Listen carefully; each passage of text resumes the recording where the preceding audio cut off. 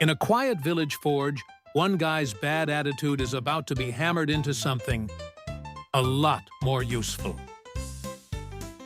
Oh wow, I didn't know people still bothered with old-time blacksmiths anymore. Bothered? I mean, who needs swords and armor these days? Why not spend your time making something useful? Oh, I'll make something useful, all right. Ugh! What did you do that? Fool? Well, what was I doing again? You're going to work the forge while I take the anvil, yeah?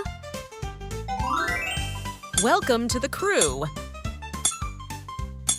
Sometimes the forge doesn't just shape metal, it shapes people too.